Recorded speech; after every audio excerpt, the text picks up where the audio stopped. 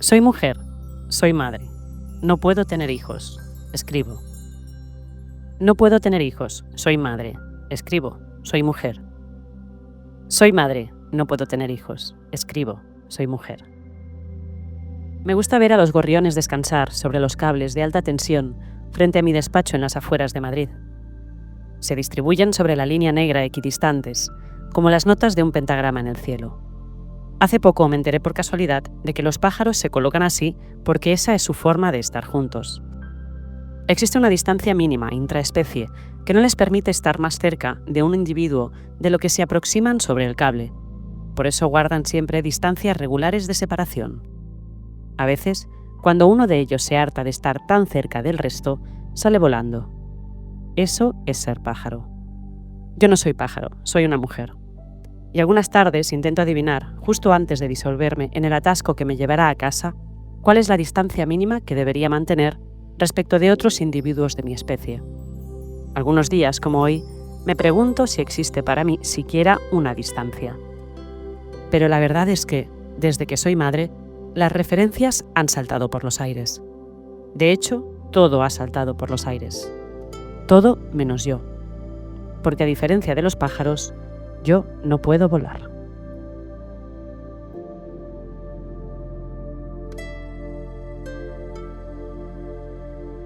Así es como la periodista y escritora Núria Labari comienza su novela La mejor madre del mundo. En ella, Labari explora la maternidad contemporánea, la que se supone sin tapujos y que sin embargo sigue abrazando mitos y modas, juicios y miedos.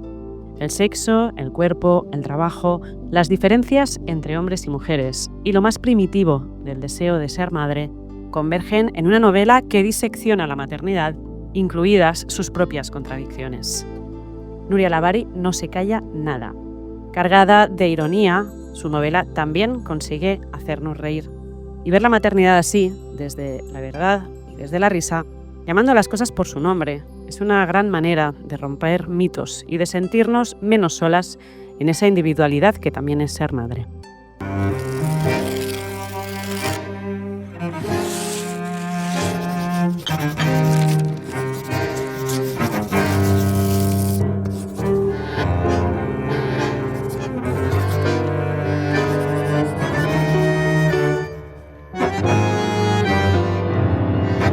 Núria Labari, bienvenida de Puño y Letra y gracias por acompañarnos en nuestro saloncito literario. Gracias por invitarme. Si te parece, de entrada vamos a situar al lector porque La mejor madre del mundo, podríamos decir que es como una mezcla de biografía con ficción, un poco de ensayo, tiene un poco de todo, ¿no? Si te parece, vamos a explicar al lector quién es la protagonista de La mejor madre del mundo y en qué etapa de su vida nos cuenta la historia. Bueno, la mejor madre del mundo tiene como protagonista a una madre que escribe, digamos. Esto es poco decir y mucho, porque las madres estaban escritas. Normalmente se ha escrito sobre cómo son o qué hacen o cómo se comportan, pero pocas veces una madre toma la palabra para escribir. Y muchas menos veces una escritora toma la palabra para escribir en el momento de la crianza, en un momento muy particular donde yo creo que el cerebro, bueno, ahora ya se ha demostrado científicamente, está en un estado que voy a llamar de gracia, pero puede ser en un estado desde luego convulso, y desde la cercanía de esa experiencia. Es un libro que no es una autoficción pura en el sentido de que no está relatando mi maternidad, pero que yo no hubiera podido escribir sin mi experiencia de maternidad. Hay muchas cosas ahí que son mías. Es un libro muy omnívoro porque hay cosas de mi madre, de mis amigas, de algunas me decían, pues esto es mentira. Hay ofendidas en el mundo. No, mi madre, pero lo has contado mal. Y luego hay una... es verdad que me suelen decir, es un ensayo. Bueno, es que no, es una madre que piensa, no es un género nuevo ni nada. Para mí es yo creo que es una novela con personajes que con un arco narrativo les pasan unas cosas, y es verdad que cada vez que no voy a, sí voy a decir que hay un sesgo de género, pero cada vez que una protagonista mujer en una novela piensa, y ya si es madre, pues me terminan diciendo que si es un ensayo. No, no es un ensayo, es que le da la gana de pensar a mi personaje. No sé, tiene esa capacidad sorprendente. Hay una cosa que me llama mucho la atención, que es el hecho de identificar a los personajes como primer hijo es H1, H2, hombre, ese huir del nombre propio, ¿no? de la persona. Eso, cuéntanos, ¿qué objetivo tenía eso? Bueno, cuando yo escribí esta novela, todavía, yo creo que es de 2018, 2019, o sea que ya ha llovido, prácticamente no había, yo no encontraba dónde leer escritura de maternidad vinculada al conocimiento, escritura rigurosa, vinculada a la alta literatura, por así decir.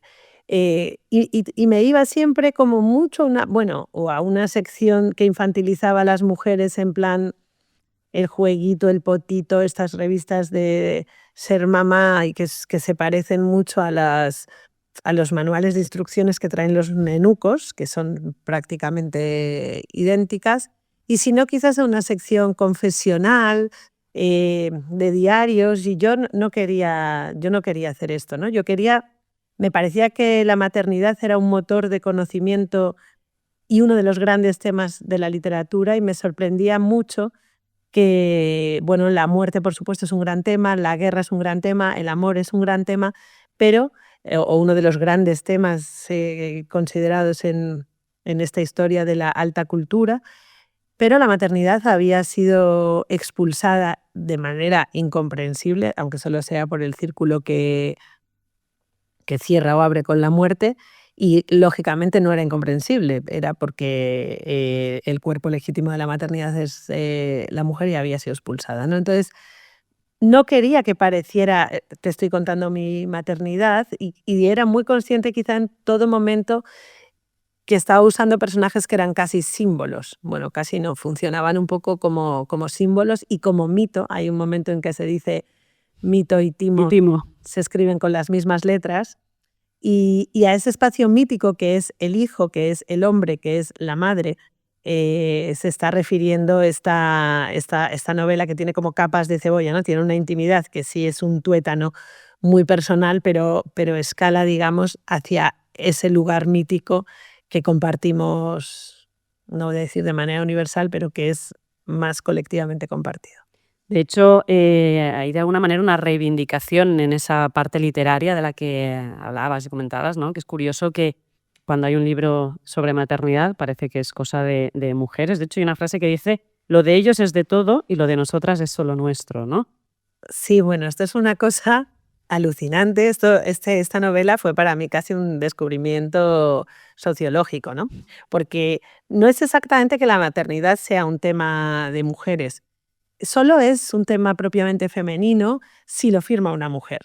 Yo recuerdo siempre que cuando estaba en la sala de dilatación estaba leyendo un libro de Richard Ford que se llama Una madre, y a nadie se le ocurrió que esto fuera, no sé, literatura feminista o femenina o no, entonces es universal.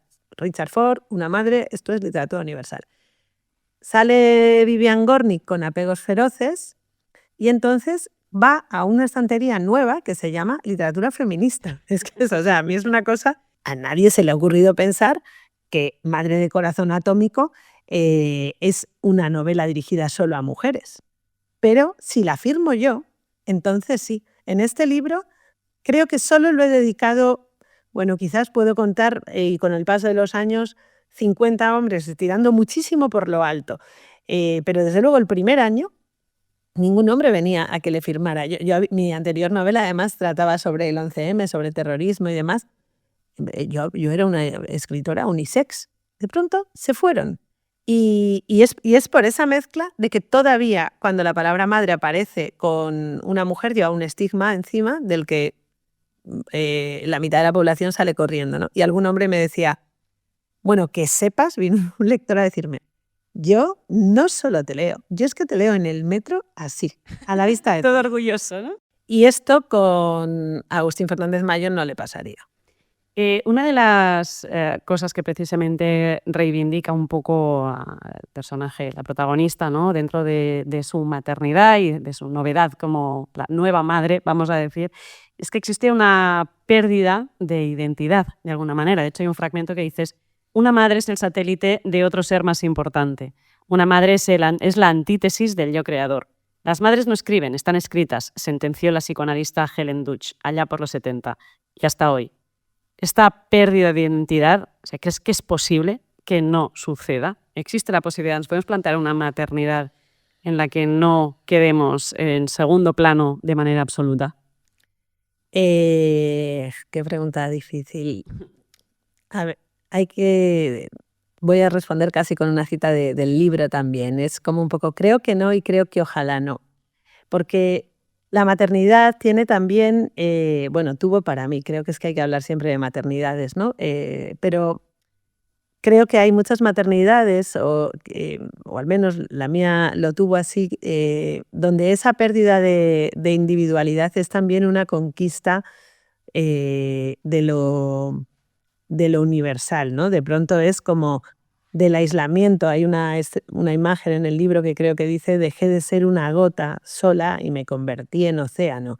Y esa imagen es muy poderosa. Todos creo queremos ser océano alguna vez, tener esa sensación de eternidad absoluta, ser el fundirte con el mundo, ¿no?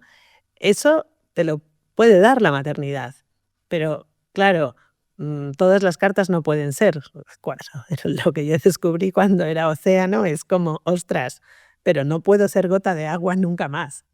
No es exactamente nunca más, pero sí que hay una fusión, un borrado de lo individual que a veces nos pesa mucho y que tampoco no es todo tan blanco-negro, ¿no? Pero sí que es una transición.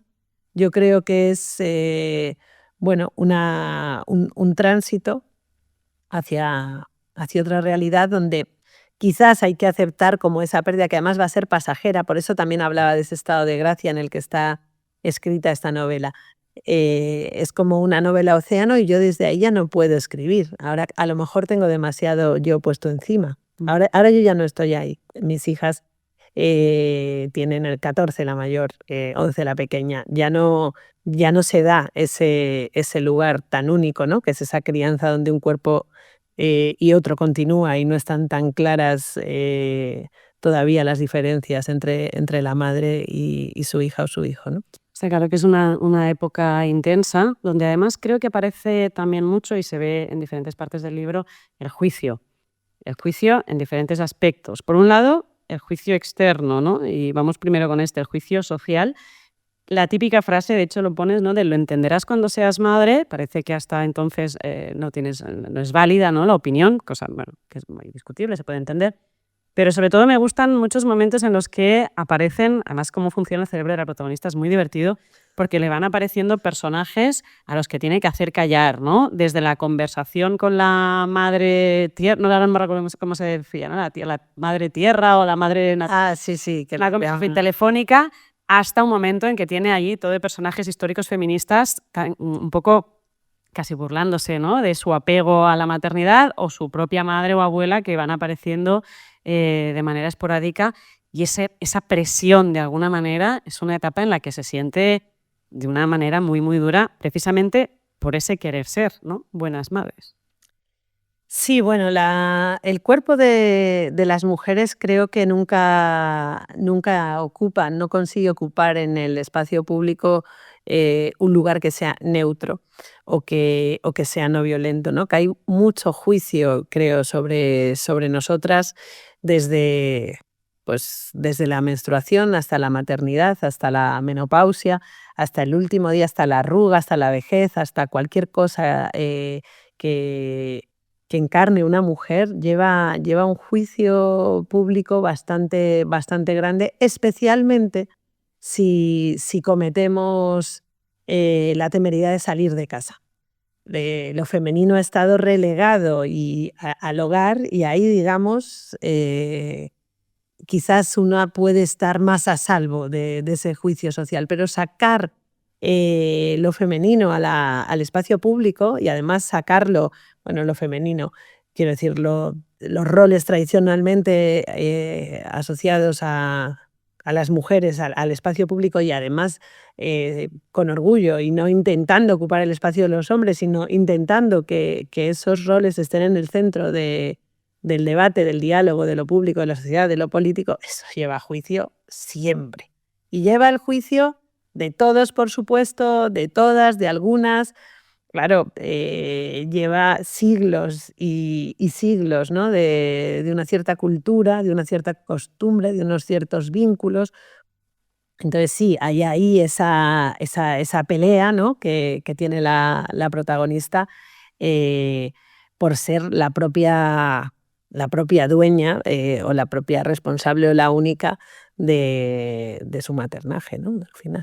Eso referente al juicio exterior, pero no sé si es casi peor el juicio que se hace ella misma o que nos podemos hacer como madres siempre con esa voluntad, ¿no? de querer ser las mejores madres del mundo, ¿no? De hecho, por ejemplo, ella vive una situación, ¿no? en la que le recomiendan cuando sale del hospital que le dé biberón a su hija y de alguna manera con esa conciencia de tiene que ser tengo que darle el pecho, ¿no? que es lo mejor, no sé. Está sin darle de comer a la niña unos días, ¿no? Y realmente le da lo que puede. le da lo justito.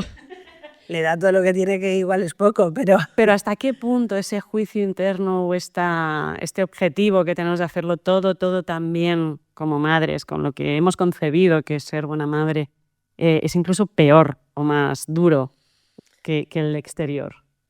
Bueno, es que esa prisión mental, vamos a llamar, que puede ser en ocasiones ser una buena madre o ser una mujer deseable o incluso ser una superwoman o, bueno, o ser cualquiera o ser una persona que va al trabajo y acepta las reglas del mercado, esa prisión mental lo que ella va viendo es que no la ha hecho ella, no es que se ha levantado y tiene una particular forma, sino que se la han ido construyendo.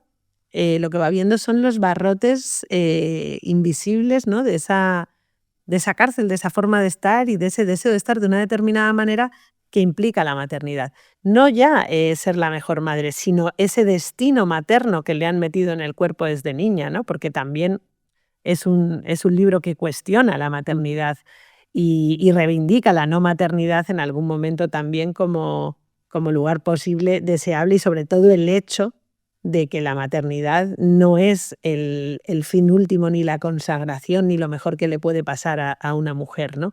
Entonces, claro, hay tanto. Yo cuando empecé esta novela necesitaba esta madre que hablara sobre la maternidad, necesitaba esta voz porque quería leerla. O sea, yo pensaba, joder, es que no hay nada escrito y sobre todo no hay nada escrito en mi siglo y en mi tiempo donde yo me sentía, somos las primeras madres del mundo, porque justamente era en un momento donde, bueno, yo podía ser madre con mis óvulos, pero también podría ser madre con los óvulos de otra mujer y que esos fueran llamados mis hijos, pero otra mujer podría llegar a ser madre de un hijo supuestamente mío porque le he dado los óvulos y le he alquilado. O sea, todo lo que rodeaba la maternidad tradicional en muchos sentidos había saltado por los aires hasta el punto de negar en algunos lugares del mundo el derecho a ser hijo de la madre que te parió. Hasta eso se puede...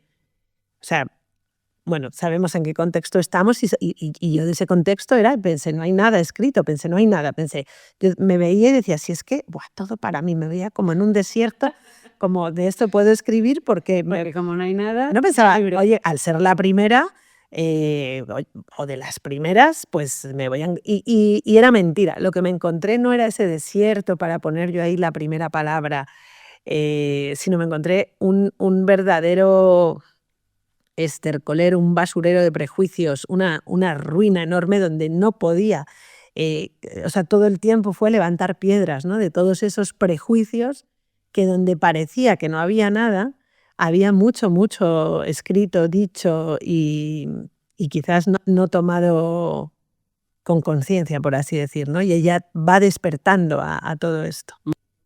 Otro de los temas que me parecen súper interesantes es precisamente el papel del padre, que ahí creo que la protagonista vive de alguna manera un cambio en un momento dado, que luego comentamos, pero de entrada se rechaza de base de alguna manera la posibilidad de una paternidad 50%, de hecho lo dice así, ¿no? Y hay frases, de hecho hay un capítulo que se titula directamente Un padre no es, y donde podemos leer frases tan claras como no estamos juntos en esto o no creo en la crianza al 50%.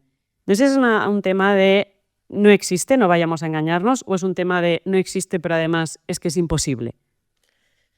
Bueno, no, lo que le pasa a ella es que, claro, dicho así, es que tenéis, quien nos esté viendo, tenéis que leer la novela.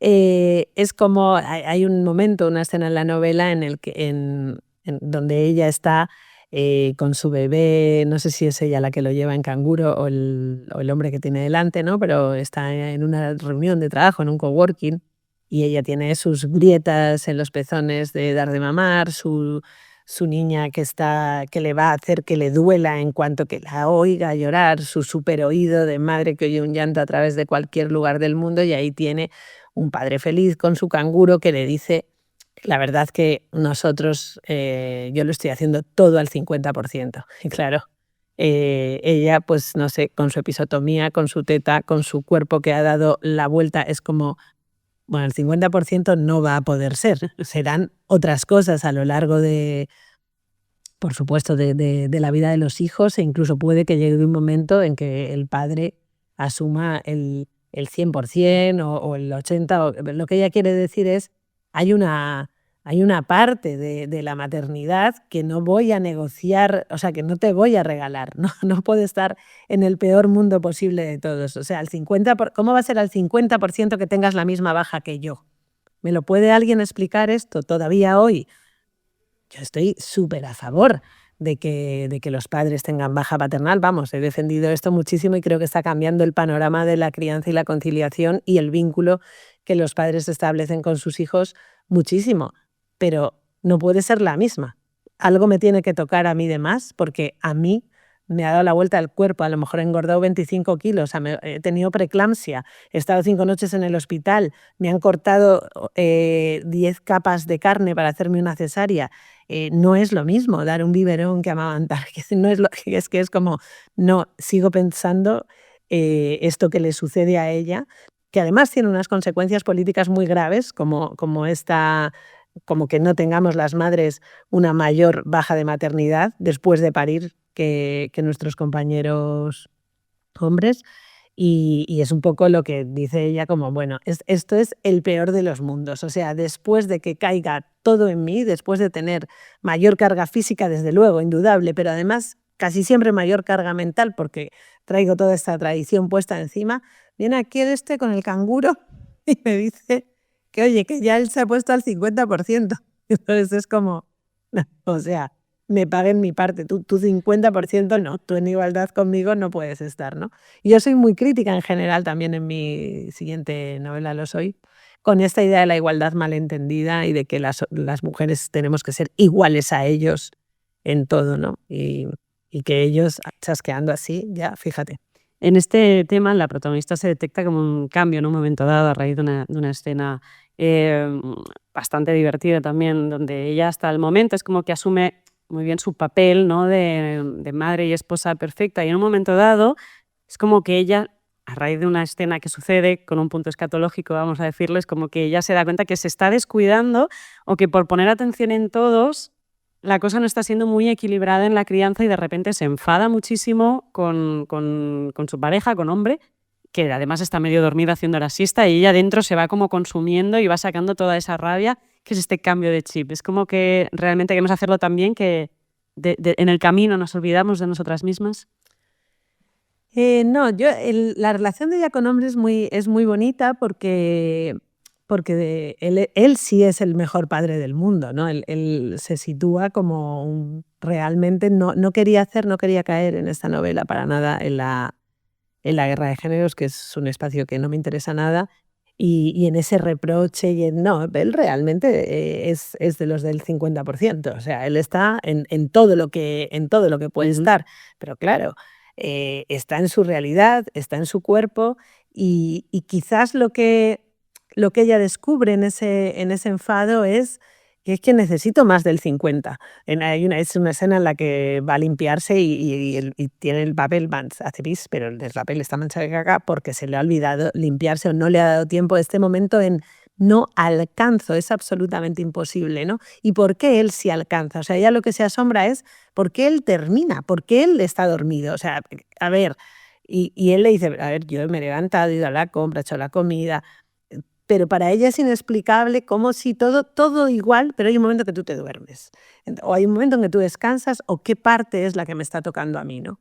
Y esa parte, además de la herencia, de la tradición, del lugar que ocupa en la casa, por igualitaria que sea su pareja, es todo lo que le está pasando a su cuerpo y todo lo que un bebé demanda de su madre, especialmente un bebé que está siendo amamantado, ¿no? Entonces, claro, es también ese descubrimiento de, por favor, no me vendáis la igualdad nunca más, porque en la igualdad tú siempre te vas a echar la siesta.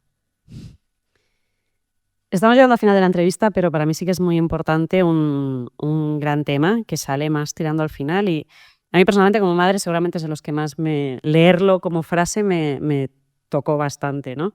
Que es dentro de ese miedo y la conciencia de lo que es tener hijos, ¿no? Y el miedo que se genera constantemente a que les pase algo, es esa conciencia de que tenemos una familia mortal. O sea, si ya vivir con el miedo, si ya vivimos en un país donde la muerte es tabú, pensar en que les pase algo a nuestros hijos es algo que nos cuesta muchísimo verbalizar, creo, ¿no? Y de hecho hay una frase que dice, se han acabado los días sin miedo. ¿Cómo gestionamos esto las madres? ¿Cómo se puede vivir con ese miedo constante o cómo lo apartas? Bueno, creo que ayudaría ir desterrando tantos tabús, ¿no? Efectivamente hay un tabú enorme, una cortina espesa sobre el hecho de que somos mortales. Nos hemos reunido hoy aquí y todos hoy somos inmortales. No somos capaces de pensar en nuestra mortalidad ni poder asumirla ni la de todos los que amamos. Y creo que esto es un telón que hay que rasgar y hay que sacar ese miedo fuera, hay que poner la muerte encima de la mesa, porque en ese la muerte no existe. Creo que el genocidio de quienes no son los nuestros termina siendo más fácil. Es decir, igual que ni siquiera puedo permitirme pensar en mi vida, en mi intimidad, en mi casa, en mi cocina, que pueda entrar la muerte y llevarse a los míos, estoy desayunando cada vez con mayor naturalidad con los muertos que no son de los míos, ¿no? Con ese desayuno de, bueno, si hay un huracán en Florida, es el fin del mundo porque castigo divino, ¿qué le está pasando a la naturaleza? Y quizás eso nos activa más o nos asusta incluso más que la guerra que estamos viendo todos los días, lo que está sucediendo en Gaza, donde la muerte ahí sí de pronto es tolerable, ¿no? El genocidio sí lo podemos tolerar y parte de una negación. Entonces, parece que es una cuestión íntima, pero nunca las cuestiones son solo íntimas, ¿no? Entonces, es duro, da miedo, es aterrador, pero sí tenemos que aceptarnos mortales y ser responsables de esa fragilidad que es ser humano en tu cocina, en el cole de tus niños y en el cole de otro barrio, de otra ciudad y de un poco más lejos.